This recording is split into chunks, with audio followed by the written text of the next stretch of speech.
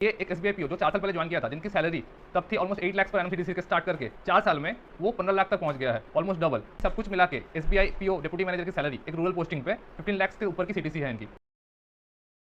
Hello दोस्तों, स्वागत है आपका कैरियर्स पैलेट्स के चैनल पे। मैं नीलांजन, आपका दोस्त, आपका मेंटर, आपका सहपाठी। आज आपके साथ एक एसबीआई पीओ 2017 की स्टोरी शेयर करने वाला हूँ, जो कि अभी एक डिप्टी मैनेजर है। 2020 जनवरी में उनका प्रमोशन हुआ था एंड आज हम उनकी सैलरी स्लिप की डिस्कशन करने वाले हैं। तो चलिए शुरू करते हैं। तो मंथली सैलरी में जो सबसे पहला कंपोनेंट होता है वो है बेसिक पे का होता है, वो होता है 51,900। सेकंड जो भी है वो है डियरनेस अलाउंस। ये कुछ परसेंटेज होता है बेसिक का एंड हर बार जब ये रिवाइज होता है तो डीए भी रिवाइज होता रहता है अब ईच क्वार्टर पे। तो इस महीने का जो डियरनेस अलाउंस है वो है 22,464.47। इसके बाद आता है लोकेशन अलाउंस जो कि 700 रुपीज़ है, बट अगर आप किसी मेजर सिटीज़ में होंगे तो ये ज़्यादा होगा। इनकी पोस्टिंग रूरल में है तो इसलिए इनका लोकेशन अलाउंस 700 रुपीज़ है। लर्निंग अलाउंस इसके बाद आता है जो कि होता है ₹600। ये लर्निंग अलाउंस वो वाला नहीं है जो आपका मैगजीन न्यूज़पेपर्स के लिए मिलता है, उसका रियम्बर्स अलग से देता है एसबीआई। इसके अलावा होता है स्पेशल अलाउंस जो कि होता है 8,511 रुपीज़। तो टोटल एक महीने की एक रूरल पोस्टिंग डिप्टी मैनेजर की सैलरी होती है 84,176 रुपीज़। तो अगर हम इसको ईयरली में कन्वर्ट करेंगे तो ये बनेगा 10,10,112 रुपीज़। तो एक सैलरी स्लिप में सिर्फ इनकम नहीं होता, कुछ डिडक्शंस भी होते हैं। तो चलिए डिस्कस करते हैं क्या क्या डिडक्शंस होते हैं एसबीआई पीओ की सैलरी स्लिप में। तो पहला होता है एम्प्लॉय प्रोविडेंट फंड कंट्रीब्यूशन, वो होता है 5,190 रुपीज़। दूसरा होता है कंट्रीब्यूटरी पेंशन फंड जो हम एनपीएस के नाम से भी जानते हैं, वो होता है 7,101 रुपीज़। इसके अलावा कुछ हाउस रेंट रिकवरी है क्योंकि इन्होंने लीज पे घर लेके रखा हुआ है तो वो 113 रुपीज़ होता है। कुछ फर्नीचर रिकवरी होता है जो 49 रुपीज़ है, और जो इनकम टैक्स है वो 7,768 रुपीज़ होता है। अब इनकम टैक्स जो होता है हर बंदे के लिए अलग अलग होगा क्योंकि हर एक का इन्वेस्टमेंट अलग है, किसी ने होम लोन लेके रखा हुआ है, कुछ और लेके रखा हुआ है। तो मैं जो आज सैलरी स्लिप बता रहा हूँ इनके केस में कोई दूसरा चीज़ नहीं है, नॉर्मल जो इन्वेस्टमेंट करते हैं वो है, कोई लोन वगैरह एजुकेशन लोन या हाउसिंग लोन ये सब कुछ नहीं चल रहा। तो इनका इनकम टैक्स डिडक्शन 7,768 रुपीज़ है। जो टोटल डिडक्शंस हो गए आपके तो वो हो गया 20,221।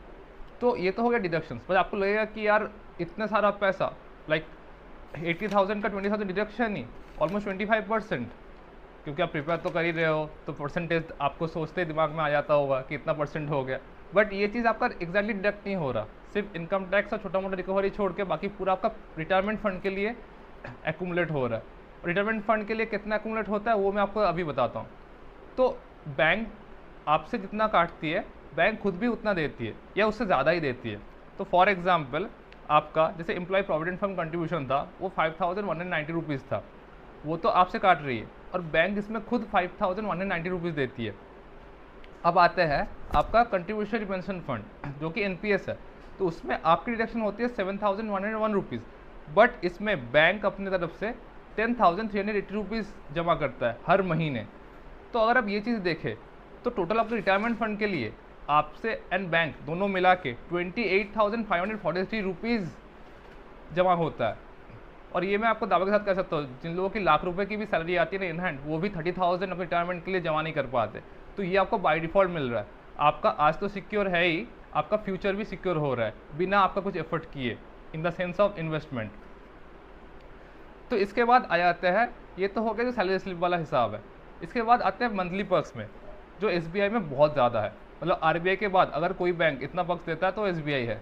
तो मंथली पर्क्स पे पहला आता है आपका मोबाइल और ब्रॉडबैंड, जिनको मिला के आता है 1,650 रुपीज़। और इसके लिए आपको कोई बिल सबमिट नहीं करना, आपको ये ऑन डिक्लेरेशन बेसिस पे मिलता है। ऐसा नहीं है कि आपको मोबाइल और ब्रॉडबैंड का बिल चाहिए होगा इसको क्लेम करने के लिए। सेकेंड आता है आपका न्यूज़पेपर और मैगजीन, ये भी आपका 1,100 रुपीज़ का मिलता है, वो भी ऑन डिक्लेरेशन बेसिस पे है। थर्ड आता है क्लींजिंग मटेरियल्स, उसका आता है 1,425। इसके अलावा आता है लेबर चार्जेस जो कि है 1,520 रुपीज़। एंड अगर आपके पास अगर 4 व्हीलर व्हीकल है जो कि डिप्टी मैनेजर आता है आप बहुत ही सस्ते में व्हीकल लोन ले सकते हैं जिसको सिंपल इंटरेस्ट पर लगता है। तो उस केस में एक रूरल एरिया पे आपको 75 लीटर्स पेट्रोल मिलता है एंड उसका आज के टाइम पे बैंक स्टैंडर्डाइज्ड रेट पे करता है जिसका टोटल अमाउंट होता है 8,641 रुपीज़। तो टोटल आपका अलाउंसेस होता है 14,336 रुपीज़। तो ये तो है आपके मंथली पर्क्स एंड ऑल। इसके अलावा भी इन्होंने घर लीज पे लेकर रखा हुआ है, तो एक रूरल एरिया में इनको 10,000 पर मंथ हाउस रेंट मिलता है, एंड उसके चक्कर में इनका 1,20,000 और इनकी इनकम में ऐड हो जाती है। ये तो हो गया आपके मंथली पर्क्स के बारे में। अब इनको कुछ क्वार्टरली पर्क्स भी मिलते हैं, जो कि होता है एंटरटेनमेंट अलाउंस। एंटरटेनमेंट अलाउंस का मतलब क्या होता है, अगर आप किसी कस्टमर से मीट कर रहे हैं एंड उनके साथ कुछ उनको खिलाना है, कुछ करना है उनके रिगार्डिंग, तो उसके लिए बैंक आपको एंटरटेनमेंट अलाउंस भी देता है, मतलब वो भी आपको अपनी जेब से खर्चा नहीं करना है।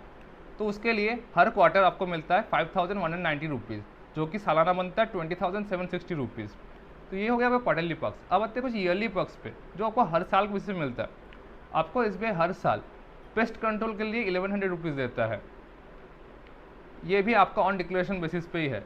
सेकंड, आपको यूटिलिटी आइटम्स के लिए 4,500 रुपीज़ मिलता है साल भर के लिए। यूटिलिटी आइटम्स बोले तो घर का मग्गा बाल्टी जो मर्जी खरीदो भाई, 4,500 बहुत होता है, कितना मग्गा बाल्टी खरीदोगे, और वो एक साल थोड़ी चलता है। तो बेसिकली ये भी आपकी एक बहुत अच्छा पर्क के तौर पे आपको मिल रहा होता है। इसके अलावा आपको मोबाइल फ़ोन खरीदने के लिए भी आपको SBI पे करता है, जो कि होता है 12,000, वो भी आपका 3 ईयर्स के लिए। तो बेसिकली आप हर 3 साल में एक मोबाइल फ़ोन खरीद सकते हो, जिसके लिए SBI आपको 12,000 रुपये देगा। तो ये तो हो गया आपका ईयरली वाला। इसके अलावा आपका LTC वगैरह होता है 4 साल में, या फिर इंडिया में आपके फैमिलीज़ को लेके, डिपेंडेंट्स को लेके आप घूम सकते हो फ्लाइट में कहीं पे भी। एंड इसके अलावा मेडिकल आपका अनलिमिटेड है। तो इन सब को अगर जोड़ भी देते हैं तो ये आपका 15 लाख से अबव बन जाता है। एंड इसके अलावा भी अगर आप अच्छे परफॉर्मर हो तो उसके लिए भी आपको ऑलमोस्ट 30,000 तक मिल जाता है ईयरली बेसिस पे। सो अगर आप सब कुछ मिला लोगे तो ये 15 लाख का पैकेज बन जाता है एक रूरल एरिया पे। और अगर यही सेम चीज़ अगर हम लोग किसी सिटी, दिल्ली, मुंबई ऐसी जगहों पे होंगे तो ये बढ़ के ऑलमोस्ट 18 to 19 लाख हो जाएगा। इसमें आपका LTC और मेडिकल इंक्लूडेड नहीं है। तो आप बहुत ही अच्छे तरीके से ये जान पा रहे हैं कि सब कुछ मिला के SBI PO डिप्टी मैनेजर की सैलरी एक रूरल पोस्टिंग पे 15 लाख के ऊपर की CTC है इनकी। एंड इसमें डिडक्शंस अगर आप सही मायने में हम देखें तो बहुत ही कम है। ये एक SBI PO जो 4 साल पहले ज्वाइन किया था, जिनकी सैलरी तब थी almost 8 lakh per annum CTC के स्टार्ट करके 4 साल में वो 15 लाख तक पहुंच गया है, ऑलमोस्ट डबल। अगर आप FD भी कराते हैं ना इस अमाउंट का, तो ये भी आपका 12 साल में डबल होता है। बट SBI का ग्रोथ आपका 4 साल में सैलरी डबल हो जा रहा है एक प्रमोशन के साथ। और ये भी ध्यान रखिएगा, इन्होंने CAIIB और JIIB भी नहीं किया हुआ है। तो अगर वो 2 चीज़ें आप कर लेंगे तो आपकी सैलरी और थोड़ी बढ़ जाएगी, लाइक महीने में 3-4 हज़ार और ज़्यादा। अब एक काम करते हैं, एक बार इसको समराइज़ करते हैं सो दैट आपको क्लियर आइडिया हो जाए जाते जाते। तो जो ईयरली आपके सैलरी स्लिप के बेसिस पे जो बन रहा है वो है 10,10,112 रुपीज़। जो आपका ईयरली रिटायरमेंट फंड के लिए बैंक पे कर रहा है वो हो गया 3,42,560 रुपीज़। आपका जो मंथली पर्क्स का ईयरली अमाउंट बनता है वो है 1,72,032 rupees.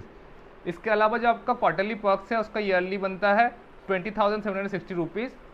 And apart from that जो भी आपके ईयरली पर्क्स है, जैसे पेस्ट कंट्रोल 1,100, यूटिलिटी 4,500, स्पेक्स का एक साल में 2,600, फर्नीचर का 33,000, मोबाइल का 4,000, ये सब कुछ मिला के, और आपका HRA जो कि 10,000 करके पर मंथ है, दैट इज़ बिकमिंग 1,22,000। एंड सबको ऐड करके आपका टोटल जो बनता है वो बनता है 14,68,084 रुपीज़। अगर आपको किसी और चीज़ का डाउट्स है और क्वेरीज़ है तो प्लीज़ उसको कमेंट कर दीजिए, हम लोग जल्द से जल्द कोशिश करेंगे उन सारे क्वेरीज़ को रिजॉल्व करने के लिए। So thank you for watching this video, hope you liked it. So please मेरे चैनल को सब्सक्राइब कीजिए, इस वीडियो को लाइक कीजिए और जितना हो जाए शेयर कीजिए, सो दैट मैं हम लोग आपके लिए ऐसे ही मोटिवेशनल कंटेंट लाते रहे। सी यू नेक्स्ट टाइम।